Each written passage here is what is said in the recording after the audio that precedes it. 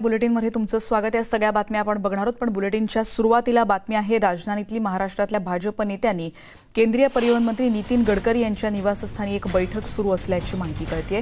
यात राज्याचे माजी मुख्यमंत्री आताचे विरोधी पक्षनेते देवेंद्र फडणवीस, राज्याचे भाजपचे प्रदेशाध्यक्ष चंद्रकांत पाटील, विधान परिषदेतले विरोधी पक्षनेते प्रवीण दरेकर हे सर्वजण उपस्थित राहणार असल्याची माहिती सध्या कळते। आपल्याला माहिती आहे गेल्या 3 दिवसांपासून या सगळ्या महत्त्वाच्या भेटीगाठी होत आहेत आणि त्यातली आणखीन एक अपडेट आता आपण बघतोय आणि ती म्हणजे महाराष्ट्रातले हे सगळे भाजप नेते जे दिल्ली वारीवर सध्या आहेत ते आता नितीन गडकरी यांच्या निवासस्थानी भेट घेत आहेत। अधिक माहिती घेणार आहोत प्रशांत लीला रामदास आमचे प्रतिनिधी आता आपल्या सोबत आहेत। प्रशांत, महत्वाचं म्हणजे काही क्षणानंतरच नितीन गडकरी यांच्या निवासस्थानी ही बैठक आणि त्यांचा स्नेहभोजनाचा कार्यक्रम महत्वाचा म्हणजे गेल्या 3 दिवसापासून भारतीय जनता पक्षाचं मुख्य शिष्टमंडळ दिल्लीत आलेलं आहे।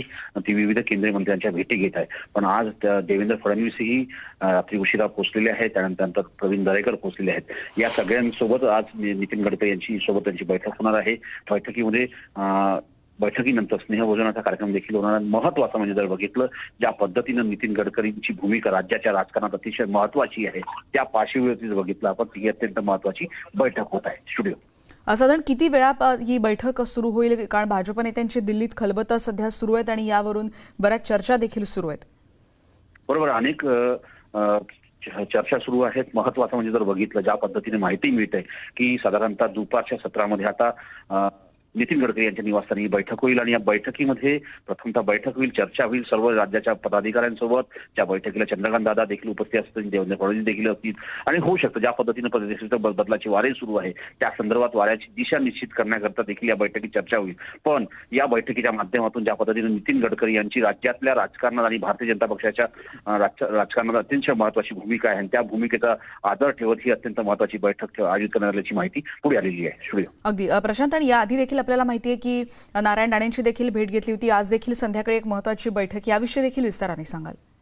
बरोबर, आज बघितलं रावसाहेब दानवे यांच्या निवासस्थानी एक अत्यंत महत्वाची बैठक होत आहे, ज्यामध्ये भारतीय जनता पक्षाचे सर्व खासदार आणि याशिवाय पदाधिकारी जे भारतीय जनता पक्षाचे पदाधिकारी उपस्थित राहणार आहे। या बैठकीला अमित शहा देखील उपस्थित असण्याची माहिती पुढे आलेली आहे।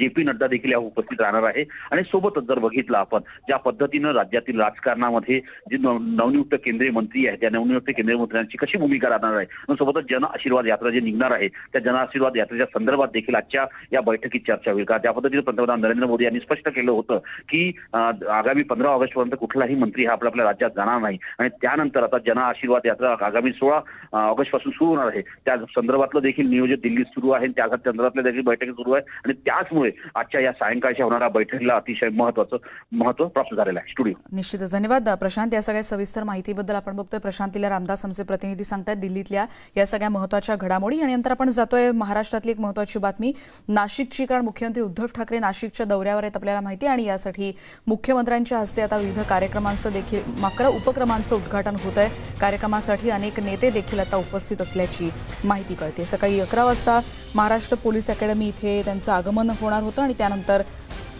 Synthetic track, football, hockey, volleyball आणि बास्केटबॉल मैदान आणि निसर्ग उद्यान, फायरिंग रेंज प्रकल्पाचं देखील त्यांच्या हस्ते उद्घाटन होतं आणि त्यानंतर ते मुंबईकडे निघतील अशी माहिती मिळालेली होती आणि याच कार्यक्रमासाठी आता मुख्यमंत्री उद्धव ठाकरे हे नाशिकच्या दौऱ्यावर पोहोचलेत आणि त्यांच्या हस्ते विविध उपक्रमांचं देखील उद्घाटन आता पार पडतंय। नाशिक महापालिका निवडणुकांचं देखील वातावरण आता तिथे आहे आणि काही वेळापूर्वी आपण बातमी देखील बघितली होती एका उड्डाणपुलाच्या मुद्द्यावरून तिथे नाराजी नाट्य देखील पाहायला मिळालेलं होतं आणि याआधी देखील अनेक महत्त्वाच्या नेत्यांनी नाशिकचे दौरे करायला सुरुवात केलेले देखील आहेत आणि त्याच आज मुख्यमंत्री उद्धव ठाकरे देखील नाशिकच्या दौऱ्यावर आहेत। या कार्यक्रमासाठी अनेक नेते उपस्थित आहेत, जसं काही वेळापूर्वी आपल्याला आमचे प्रतिनिधी सांगत होते त्याप्रमाणे त्यांच्यासोबत साधारण 1/2 डझन मंत्री देखील सोबत असणार आहेत अशी माहिती कळते। आत्ताची एक महत्त्वाची माहिती ती म्हणजे मुख्यमंत्री उद्धव ठाकरे नाशिकच्या दौऱ्यावर पोहोचले आहेत। पुढची बातमी आपण बघणार आहोत राज्य रंगकर्मी संघटनेनं आज राज्यव्यापी आंदोलन केलंय। कोणतीही आर्थिक मदत मिळाली नाही आणि त्यामुळे या सगळ्यांना आंदोलन करावं लागतंय। रंगकर्मींवर उपासमारीची वेळ आली आहे। मुंबई, नागपूर आणि कोल्हापुरात अशा रीतीनं आज हे आंदोलन केलं जात आहे। रंगकर्मी संघटनेनं राज्यभरात आपल्या व्यथा मांडण्यासाठी हे अशा प्रकारे आंदोलन केलंय आणि रंगकर्मींच्या व्यथा आता कोण ऐकणार असा प्रश्न उपस्थित होतोय। आंदोलन केलं नाही तर आम्हाला मदत देणार नाही का असा उद्विग्न सवाल देखील त्यांनी उपस्थित केलाय। गेल्या 1.5 वर्षापासून नाट्यगृह बंद आहेत आणि त्यामुळे फक्त कलाकारच नाहीत तर या संदर्भात या संबंधित सर्व घटकांवर उपासमारीची वेळ आलेली आहे आणि याच मुद्द्यांना वाचा फोडण्यासाठी आज हे आंदोलन केलं जात आहे। कोरोना महामारीमुळे 1.5 वर्षापासून विविध क्षेत्रातल्या रंगकर्मींचे प्रचंड हाल होत आहेत। उपासमारीची वेळ आली आणि यामुळे या प्रत्येक जिल्ह्यात हे आंदोलन होत आहे। या संदर्भात अधिक बातचीत केली आमच्या प्रतिनिधी सुस्मिता बदाणे यांनी। मुंबईसह राज्यामध्ये अनेक रंगकर्मी आज थेट रस्त्यावर उतरले आहेत। कोरोना काळामध्ये मोठ्या प्रमाणात या सर्व रंगकर्मींचं कलाकारांचं मोठ्या प्रमाणात नुकसान झालेलं आहे आणि म्हणूनच पुन्हा एकदा थिएटर्स खुले व्हावेत, पुन्हा एकदा यांना रोजगार मिळावा याच एका अपेक्षेने हे सगळे कलाकार इथे एकत्र आलेले पाहायला मिळतात। रंगकर्मी असोसिएशनकडनं अशा पद्धतीने हे आंदोलन करण्यात येत आहे। मेघा घाडगे आपल्यासोबत आहेत की ज्या याविषयी आपल्याशी बोलणार आहेत। खरं तर हे आंदोलन राज्यव्यापी आहे। मुख्य मागण्या काय आहेत? मुख्य मागण्या पहिली जी करोना काळातली आहे, थिएटर पहिले सुरू करा। आमच्या सगळ्या व्यावसायिक कलावंतांच्या पण नोंदण्या, त्याच्यासाठी एक कमिटी माथाडी कामगारांची जशी आहे तशी एक कमिटी स्थापन करा, जेणेकरून सरसकट सगळ्या कलावंतांना एकसारखा न्याय मिळेल। या आमच्या खूप सामान्य मागण्या आहेत, अजून आहेत ज्या कायमस्वरूपी असतील त्या मागण्या, जेणेकरून तुमच्या पुढे परत एकदा आम्हाला हे आंदोलन करण्याची परत एकदा म्हणजे पाळीच येऊ नये या गोष्टींसाठी। यासाठी आपण करतोय हे फक्त लक्षवेधी आंदोलन आहे। आम्ही नाही काय करत आहोत, सगळे उभे आहेत। आम्हाला आज परफॉर्मन्स करायचा होता पण त्यासाठी आम्हाला आज परमिशन नाही आहे। आम्ही सगळं ऐकतोय आणि हे सगळं करतोय त्यांचं। आम्ही सगळ्या नियमांचं पालन करतोय, सगळ्या गोष्टी करतोय। आज काही जणांनी वाद्य पण विकायला काढलेली आहेत। मीरा रोड भाईंदरमध्ये सगळ्यांनी वाद्य विकायला काढलेली आहेत। काय करायचं त्यांचं आम्ही? खरं तर तुमच्या मुद्दे जे आहेत ते स्वाभाविक आहेत। प्रचंड मोठं नुकसान झालेलं आहे। आता सगळं पूर्ववत असताना तुम्हाला किती हाल सहन करावे लागले? सगळे कामं चालू झाले आहेत, म्हणजे सगळे जॉब वगैरे सुरू आहे जे रेग्युलर नॉर्मली नोकरी धंदे करतात। पण आमच्या कलाकारांवरच ही गदा आहे की आमचं कोणतंच ऑप्शन अजून चालू नाही झालं आहे। म्हणजे आमचं कलाकारांचं पोट आमच्या कलेवर चालतं, थिएटर्सवर चालतं आणि मुळात आमचे मेन थिएटर्सच बंद केले आहेत। सार्वजनिक ठिकाणी आमचे जे कार्यक्रम होतात तेही आमचे बंद केले आहेत। त्यामुळे आमचा पूर्ण कमवण्याचा सोर्सच पूर्णपणे बंद झाला आहे। खरं तर या सगळ्याच लोकांचे प्रश्न हे फार महत्त्वाचे आहेत। तुम्हाला मोठ्या प्रमाणात आर्थिक संकट सुद्धा झेलावं लागले असेल। सरकार दरबारी काय मागण्या मांडल्या? सरकार दरबारी आमच्या एवढ्याच मागण्या आहेत की आम्हाला आमचा हक्क हवा आहे, मदत नको आहे। जी काय मदत केलेली सरकारने त्या मदतीमध्ये आमचं तर घर चालणार तर नाहीच आहे आणि आमचा जो हक्क आहे, ज्याच्या कलेवरती आमचं जे चाललेलं आहे, आमच्या फक्त एवढीच इच्छा आहे की आम्हाला भीक नको आहे, तर आमचा जो हक्क आहे तो आम्हाला हक्क आमचा फक्त चालू करून द्या। नक्कीच। तर पुन्हा सर्व काही व्यवस्थित व्हावं, रंगकर्मींना न्याय मिळावा याच्यासाठी साखळी केली आहे। बॅनर्स हातात घेऊन आपल्या मागण्या अनेक कलाकारांनी आज सरकार दरबारी मांडण्यासाठी प्रयत्न केला आहे। व्हिडिओ जर्नलिस्ट सचिन कोबळेसह सुस्मिता बदाणे पाटील, न्यूज 18 लोकमत, मुंबई। राज्यव्यापी रंगकर्मी आंदोलनामध्ये आता पोलिसांनी थेट कारवाई करायला सुरुवात केलेली आहे। जे रंगकर्मी इथे उपस्थित होते, जे कलाकार इथे उपस्थित होते, त्यांना इथून हटवण्यात येत आहे। त्यांना पोलिसांकडून अटक केली जाते आहे। खरं तर आज सकाळपासून राज्यात अनेक ठिकाणी अशा पद्धतीने आंदोलन केलं जात होतं। पोलिसांनी कारवाई करायला सुरुवात केली। हो, कारवाई करायला सुरू केली, कारण आम्हाला आंदोलन होऊच देत नाही आहे। ते म्हणाले पोलिसांना चालत, तर आम्ही जातोय, आम्ही अटक व्हायला तयार आहोत। इथे आंदोलन थांबणार नाही आहे, पण जोपर्यंत वरून आम्हाला बोलवत नाही, आश्वासन येत नाही, तोपर्यंत इथे आंदोलन सुरू राहणार आहे। आम्हाला आज परफॉर्मन्सच करायचे होते। आज आमचा पहिला प्रयोग होता। 1.5 वर्षानंतर आम्हाला स्टेज मिळालेलं नाहीये। आपण बघताय आमचे कलावंत, लोक कलावंत आलेत, व्यावसायिक कलावंत आलेत। आम्हाला परफॉर्मन्स हवा होता, तो करायला मिळत नाही, आम्हाला घेऊन चालले। तर आंदोलन आमचं संपणार नाहीये। पोलीस इथे या सगळ्या रंगकर्मींना घेऊन चालले, पाटकरजींना सुद्धा घेऊन चालले। खरं तर मेघाताई काय सांगा? हे आंदोलन चालू राहणार, आम्हाला परफॉर्मन्स करायला दिलेला नाही, हे सुरू राहणार। त्या काळामध्ये यांची आर्थिक स्थिती सुधारण्याची परिस्थिती नव्हती, परंतु तरी सुद्धा हे नागरिक आणि हे सगळे कलावंत आज एकवटले आणि त्यांनी आपला मुद्दा मांडण्याचा प्रयत्न केला, परंतु पोलिसांनी कारवाई करत हे आंदोलन मधले जे महत्त्वाचे कलाकार होते त्यांना अटक करण्यात आलेली आहे। व्हिडिओ जर्नलिस्ट सचिन कुबडेसह सुस्मिता बदाणे पाटील, न्यूज 18 लोकमत, मुंबई। आपण मुंबईमधलं हे आंदोलन बघितलं आणि अशाच पद्धतीनं सगळ्या भागात मुंबई व्यतिरिक्त इतर ठिकाणी देखील भीषण आर्थिक संकटाचा या सगळ्यांनाच सामना करावा लागतोय. कलावंतांचं आयुष्य त्याच्यामुळे त्यांना मोठ्या संकटाला सामोरं जावं लागतं. राज्य सरकार हे सगळे निर्बंधात सूट देताना दिसतंय, पण कलावंतांना वेगळा न्याय का असा प्रश्न आज राज्यभरातले हे कलावंत रस्त्यावर उतरून विचारतायत. नागपूरच्या संविधान चौकात देखील आज कलावंतांनी असं आंदोलन केलं. सरकारनं निर्बंधात आम्हाला पण दिलासा द्यावा अशी या कलावंतांची मागणी आहे. विदर्भातली बातमी आपण बघतो. विदर्भात 15 ते 18 हजार कलावंत गेल्या 1.5 वर्षांपासून घरी बसून आहेत. त्यामुळे सरकारनं आम्हाला निर्बंधांमध्ये सूट द्यावी अशी मागणी हे कलावंत करतायत. नटेश्वराचे पूजक असलेल्या कलावंतांना अजूनपर्यंत त्यांना साधना दिली नाही आहे.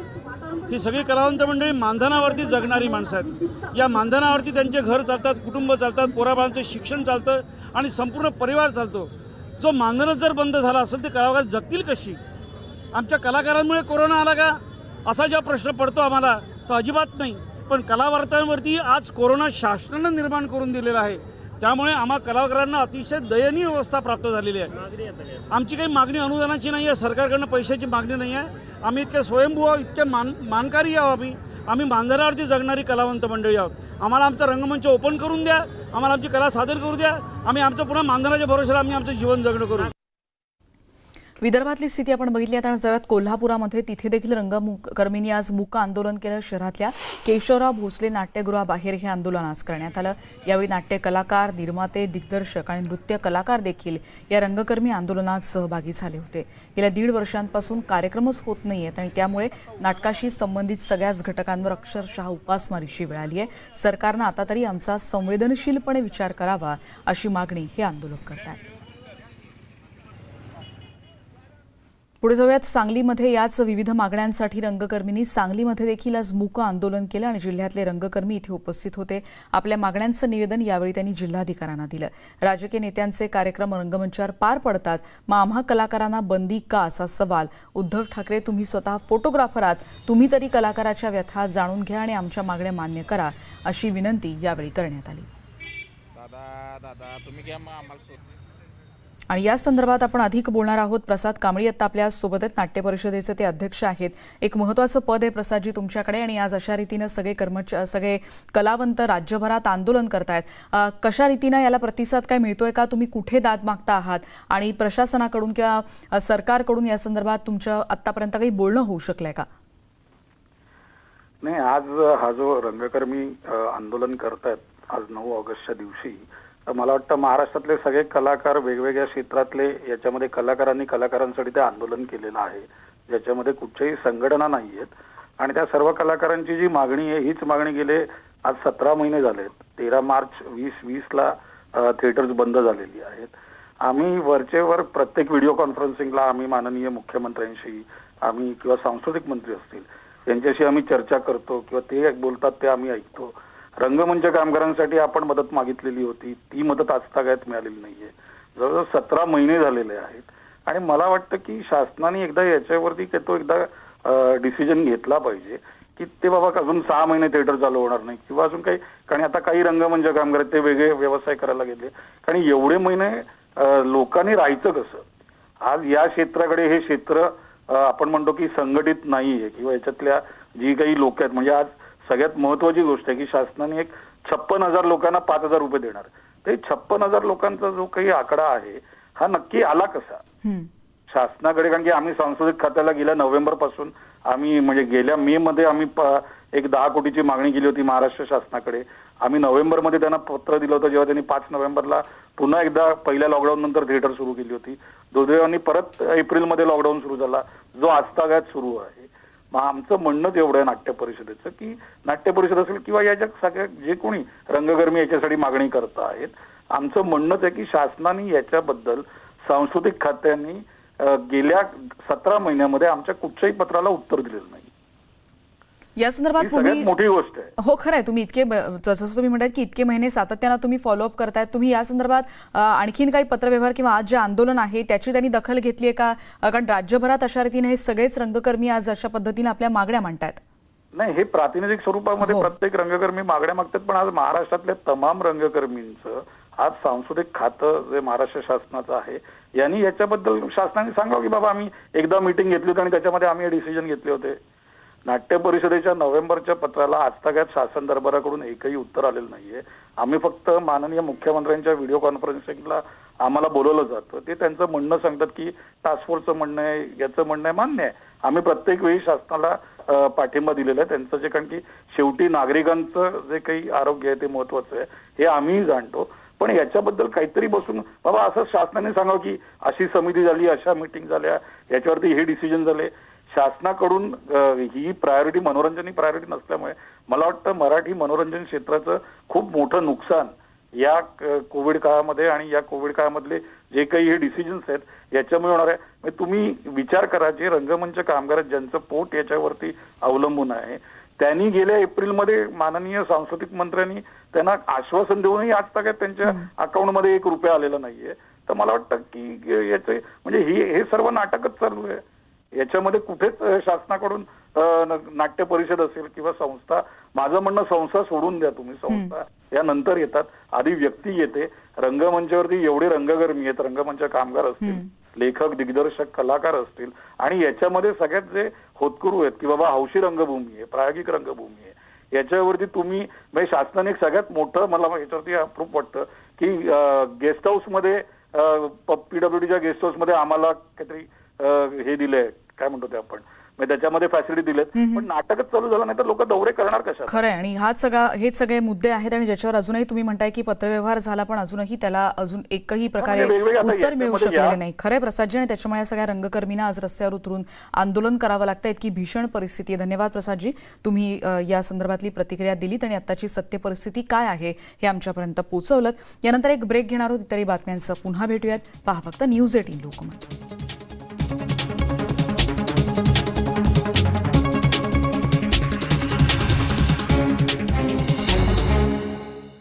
उपचार केले जात असल्याचं दृश्यात दिसतंय, ज्यात एका पोलिसाचाही समावेश आहे. तैवानमधली बातमी आहे. दक्षिणेकडचा एक पूल शनिवारी एका चक्रीवादळामुळे पूर्णपणे अशा रीतीनं महापुरात उद्ध्वस्त झाला. तैवानच्या पूर्व किनाऱ्यावर मोठ्या प्रमाणात पाऊस आला. पूरस्थिती त्यामुळे निर्माण झाली आणि चक्रीवादळ आता थोडं शांत झालेलं असलं तरी त्याचे परिणाम दिसत आहेत. सुदैवाने यात कोणतीही जीवितहानी झालेली नाही. पनामा आणि कोलंबियाच्या अधिकाऱ्यांनी स्थलांतरितांच्या मुद्द्यांवर मार्ग काढण्यासाठी आता सहमती दर्शवली आहे. हा मुद्दा क्युबा आणि हैती या 2 देशांच्या सीमारेषांना असलेल्या डेरियन भाग ओलांडण्यापासून स्थलांतरितांना प्रतिबंधित करण्यावर या दोन्ही बाजूंचं एकमत झाल्याचं कळतंय. दोन्ही देशांच्या परराष्ट्रमंत्र्यांच्या म्हणण्यानुसार पुढच्या आठवड्यात या स्थलांतरितांच्या मुद्द्यांवर विविध प्रकारची नियमावली देखील जाहीर केली जाणार आहे.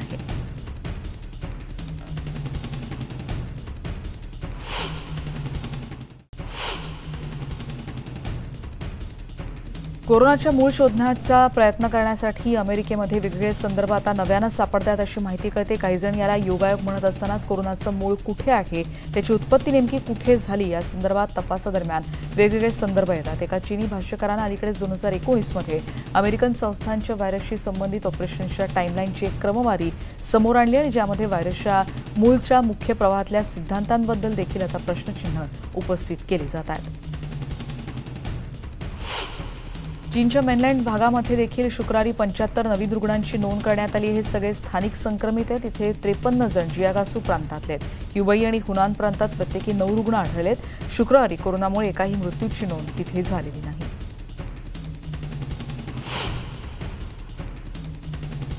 कोरोना प्रतिबंधक लस देताना विविध कागदपत्रांची मागणी केली जाते, त्यामुळे त्याला विरोध होताना दिसतोय. आपली वैयक्तिक माहिती मागणं यामुळे वैयक्तिक स्वातंत्र्यावर गदा येते असा दावा अनेकांनी केला आहे. पण बातमी फ्रान्समधली बघतोय.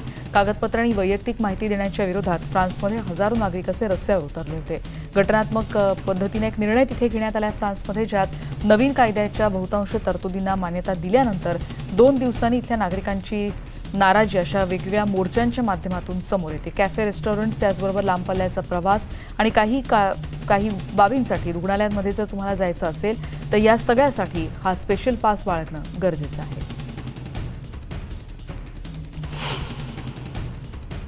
सेंट कायटोना यांचा सन्मान करण्यासाठी दरवर्षी भरणारी वार्षिक कॅथलिक तिकडचा एक मार्च शनिवारी ब्युनोस आयर्स इथे पार पडला. कोरोना व्हायरस प्रतिबंधक उपाय तिथे सध्या राबवले जात आहेत आणि त्यामुळे धार्मिक स्थळं अजूनही खुली करण्यात आलेली नाहीत. अर्जेंटिनाच्या राजधानीत सेंट कायटानो चर्चच्या बाहेर शेकडो नागरिक यासाठी एकत्रित उपस्थित होते. त्यांनी प्रार्थना केली.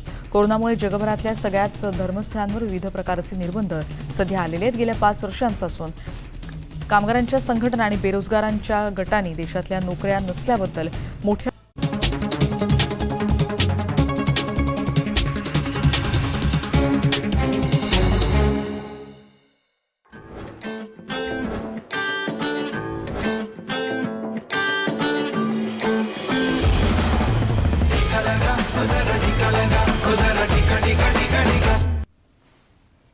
कोरोना विरोधातली नेटवर्क 18ची मोहीम यशस्वी होतीये. कारण या युद्धात आता देशानं एका प्रकारे विजयाच्या दिशेनं पाऊल पुढे टाकलंय आणि आता विजय निश्चित दिसतोय. कारण काही महिन्यातच देशानं 50 कोटी लसीकरणाचं लक्ष्य गाठलेलं आहे.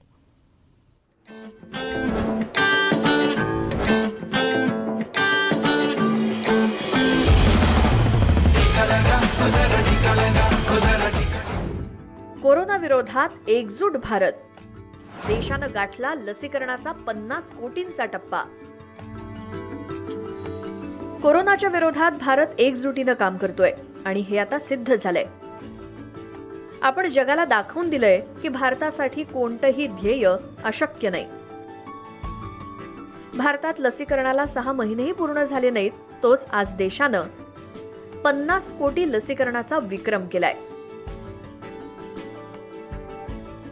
केंद्रीय आरोग्य मंत्री मनसुख मांडवीय यांनी स्वतः ट्विट करून हे सांगितलंय आणि याला एक ऐतिहासिक यश असं म्हटलंय.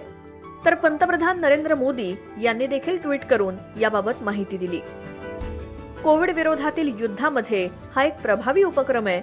तसंच सर्वांसाठी मोफत लसीकरण या मोहिमेअंतर्गत सर्व नागरिकांना लस मिळेल याचीही खात्री केली जाईल. भारतानं कोरोना विरुद्धच्या लढाईत ऐतिहासिक कामगिरी केली आहे. देशानं लसीकरणात 50 कोटींचा टप्पा पार केलाय. आरोग्य मंत्र्यांनी यासाठी सर्व देशवासियांचे आणि आरोग्य कर्मचाऱ्यांचे आभार मानले आणि अभिनंदन केलंय. कोरोनावर नियंत्रण ठेवण्यासाठी संपूर्ण देशात सरकारकडून लसीकरण मोहीम राबवली जाते.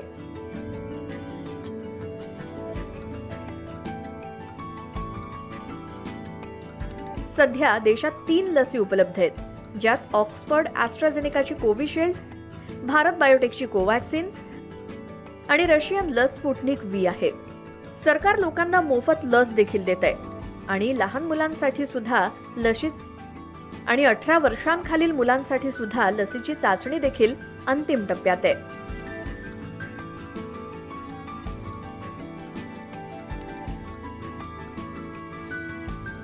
देशात चालू असलेल्या लसीकरण मोहिमेला यशस्वी करण्यात राज्य सरकारांचंही महत्त्वाचं योगदान आहे, यात शंका नाही. 10 दशलक्षाहून अधिक लोकांचं राज्यात लसीकरण करण्यात आलंय. आशा आहे की येत्या काही महिन्यात लसीकरणाचा वेग वाढेल आणि लसीकरणाच्या बाबतीत भारत जगातील आघाडीच्या देशांमध्ये प्रथम क्रमांकावर असेल. Bureau report, news 18 network.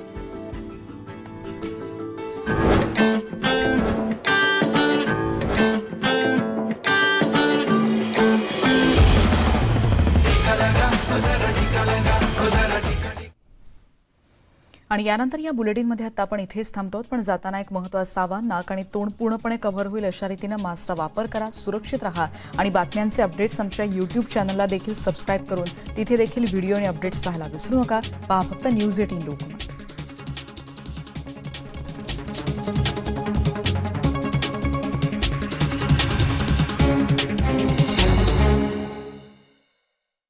Germany 2038 पर्यंत कोळसा